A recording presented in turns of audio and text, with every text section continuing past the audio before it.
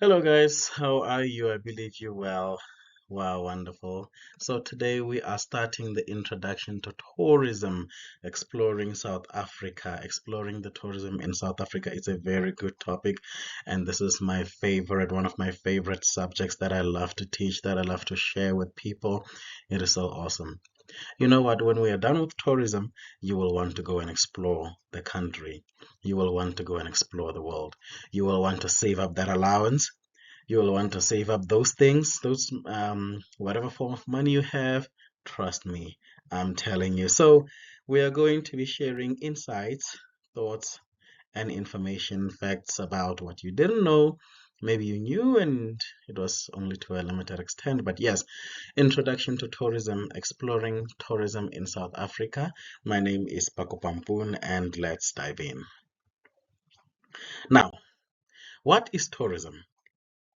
Tourism is an act of visit away from home for a minimum of 24 hours or more. When you go to your friend's house for 6 hours, that is not tourism. We only consider it to be tourism when you are away from home for a minimum of 24 hours. It might be work, it might be anything, it might be religious, it might be for you to just explore and understand the world around you. So, yes, it has different types depending on what you visit for. Like I've said to you, either you visit for leisure, either you visit for religion, either you visit for whatever purpose you visit for. Some people love to just go to Dubai and shop. It's shopping. They did tour because they're away from home. So, yeah. Now, that is tourism. Being away from home, an active visit away from home for a minimum of 24 hours or more. Now we have types of tourism. When we talk about types of tourism, we are talking about the kinds of tourism that take place. First of all, we have domestic tourism, we have regional tourism, we have international tourism, we have intercontinental tourism, intracontinental tourism, ecotourism, and religious tourism. It even extends to shopping tourism, leisure tourism, adventure tourism, and so forth. Now, I want us to talk about them in particular. I want us to dismantle each and every single type of tourism in piece. Okay, when we talk about domestic tourism, we are mainly talking about you visiting within the borders of your own country. You visiting to the Free State province if you're in South Africa, you visiting to another town, going to church there, or anything of any kind. Visiting Limpopo if you're from Cape Town, or visiting Cape Town if you're from the Free State. But as long as that tourism takes place within the borders of your country, it is called domestic tourism. It is derived from the word domestic. And we have regional tourism. Regional tourism is one of my most favorite because it normally confuses many people, but it's very simple, must I say. This is the kind of tourism that you do or you take part in when you go outside the borders of your country, but not outside the borders of your continent. Mainly, you can just travel from South Africa to Mozambique. It is regional because it's in the same region, it's in the same hemisphere, it's in the same continent, and it's in the same land. So basically, we refer to it as regional. You are on the same piece of land that is called a region or that is a continent, and therefore you're traveling from one country to the other. So we call it regional tourism.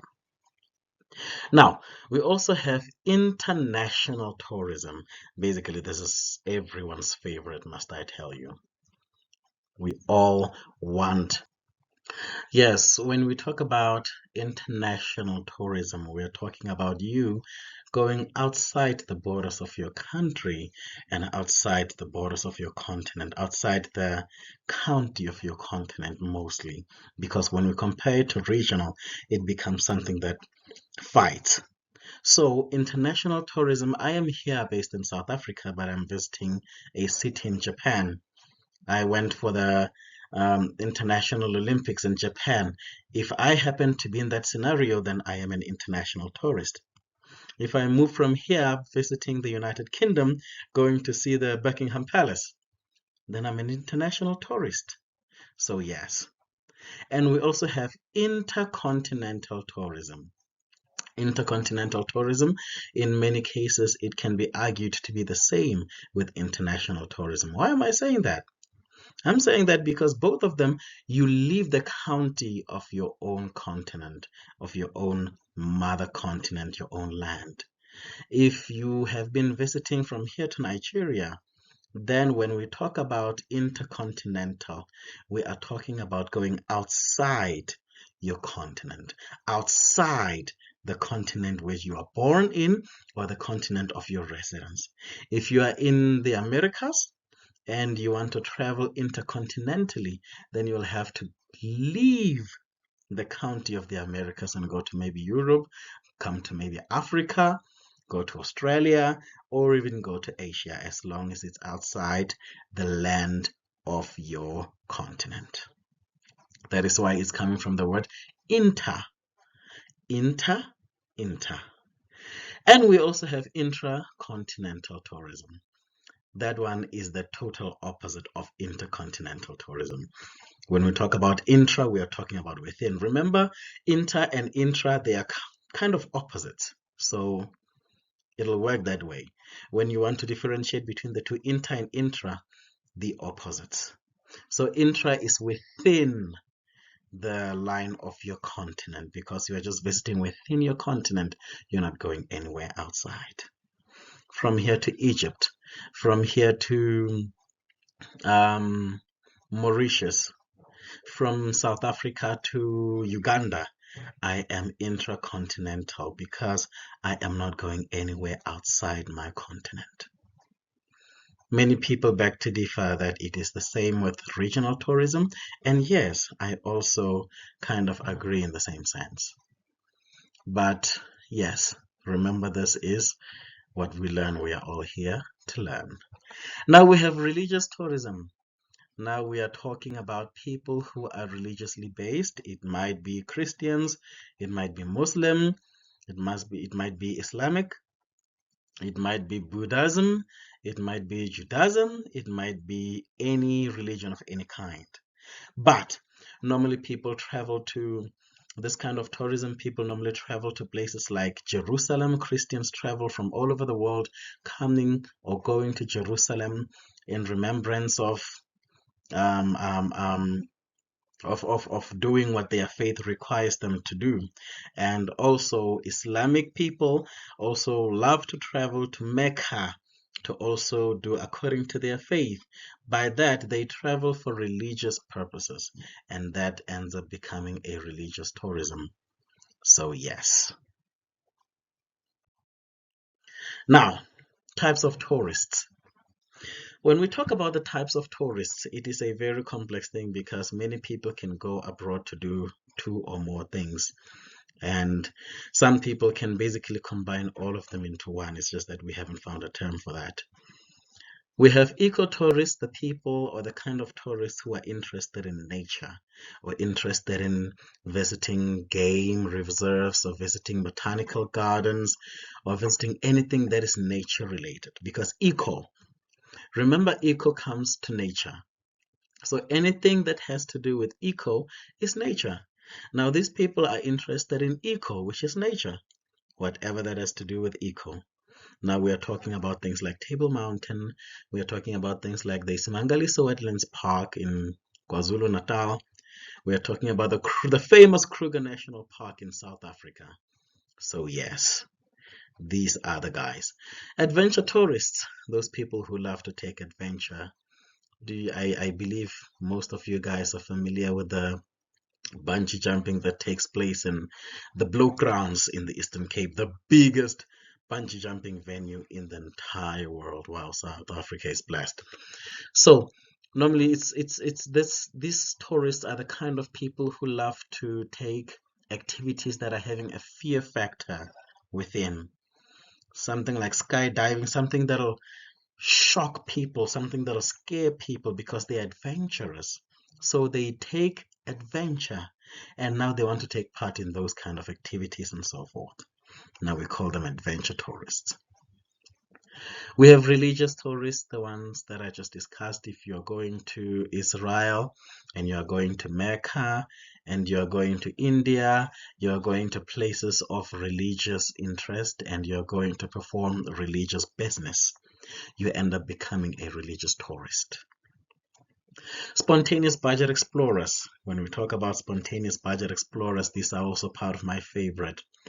These are a group of guys who normally go away on a limited budget or on certain expenses, going to maybe a place outside, a place that is of their interest, just to go and get their mind away from things. If maybe it's a group of students, they'll be going away for the weekend to just take their mind off books. If it's colleagues, they'll be just going away to get their minds off whatever they'll be thinking about, so forth, or work related stuff. So yes, leisure tourists, these are also the people that I love the most. It's just that you need quite a lot of money to be engaging in this type of business. Leisure tourists, they are the people who just travel to maybe go to Florida in the USA and just relax at the beach, just do nothing. People, this is normally based on people who are on leave. Yeah, people who took days off from work, people who are saying, I'm going to relax at the beach, people who are saying, I'm not going to do literally anything. I'm just going to sit down and just be me and just live like I don't have responsibility, or not of that kind, obviously, but people who are just relaxing.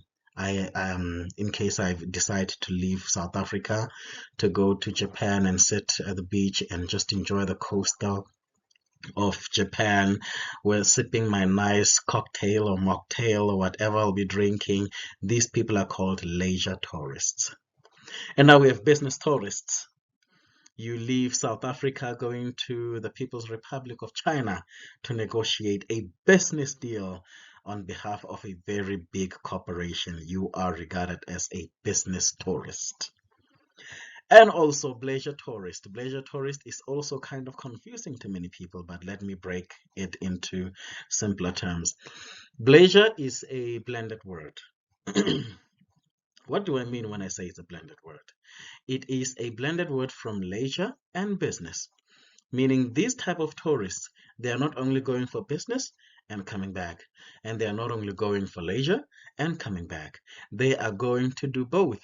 This person is going to negotiate a very big business deal on behalf of a very big company, and after that, he's going to the beach and enjoy himself for the nice work that he has done. So he is after business, he now engages in leisure, and the two coming into one, it becomes a pleasure. Now, I want us to also cover the key components of tourism. This is a very crucial part, remember. We can't just have tourism without having the key components of tourism. It plays a very important role. One of the key components of tourism is accommodation. You need a home away from home. You can't just go and live in the air when you go to the UK. You can't fly and just stay the whole time without sleeping. You need a home away from home. You need to sit down. You need to enjoy yourself. You need to relax after such a long flight. You need to sit down and heal yourself of a jet lag. And yes, those kind of things. So normally we need accommodation when we travel. It can come in the mode of hotels, guest houses, lodges, or even camping. It depends on what kind of a tourist you are. If you're an adventure tourist, you need accommodation. Maybe you'll prefer in the woods, go camping. If you are an eco tourist, you'll prefer a lodge. If you're somebody who's maybe in a spontaneous budget exploring, you will prefer a guest house. Or if you are that high class individual, you'll definitely go for a hotel. And we also have transport. You can't go to the USA on feet. That's next to impossible. You can't go to Japan on feet, no matter how what kind of superpowers you might have. So you need a mode of transport which is either air-based, rail-based, car rentals, or even public transport. When people or when tourists are coming from elsewhere to South Africa, they normally hire public transport or they normally hire cars, and some of them book on rails, some of them even domestically they fly on air. So that is the mode of transport. You need something that'll get you there, transportation. Attractions. I cannot go to Japan or to India without knowing what is going to please my eyes when I get there. That is why I need to make sure that there is something that is grabbing my attention that makes me want to go there. Even if I didn't know about it, now I know about it. I want to go and see what's going on there. For example, in Kimberley, we have the Big Hole Kimberley. It is a very global and big attraction that has attracted thousands of people to Kimberley in the Northern Cape. And it is a tourist attraction. By that, many people come to Kimberley and see it. So that is one example. We also have national parks like the Kruger National Park. We have the beaches like um, the Clifton Beach in Cape Town, the French Riviera in France, which has to do with international tourism. And we also have the heritage sites. We have the UNESCO World Heritage Sites. We have so forth. There are so many of them. And also events. And this has to deal mostly with people who are religious, people who are business related, and so forth. When you go for a business tour, you obviously have to go there and you will embark in a journey of festivals. After that, if maybe you're a pleasure tourist, sorry. If you're a sports related person, like for example, people in France, there was an Olympics thing that was held in France. There are many, many people who went there, and those people were attracted by an event, which is the Olympics. And cultural events. Many people go to the Caribbean islands to admire the beauty of the culture in the Caribbean. Many people come to Africa to admire the beauty of culture in Africa. And in that case, we hold cultural events that are commemorating and that are celebrating the African culture. And that sparks an interest in international tourists to come. So events also have to play a vital role. Actually, it is one of the key components of tourism. Now, why tourism matters in South Africa? Economic impact. We have the contribution to the GDP and job creation as well. Cultural exchange and heritage promotion. Many people are starting to know more about us, the people who didn't know about us. Conservation and ecotourism, protecting natural landscapes and wildlife. For us to be able to have pride on the things that we must boast about, we need to preserve them that people from the outside can come and see our beauty from within here in South Africa. Community development, empowering rural communities. That is one of the best ones. We have to empower the rural communities, and tourism matters in South Africa because it empowers the development of these communities. These communities, some of them are having shares in these tourist attractions because they are also taking part in the economy of the village as much as they take part in the economy of the country. And next, we are going to be talking about the tourism attractions in South Africa in the next lesson. Thank you very much and stay around. Go to the next lesson and see what I have for you. Bye.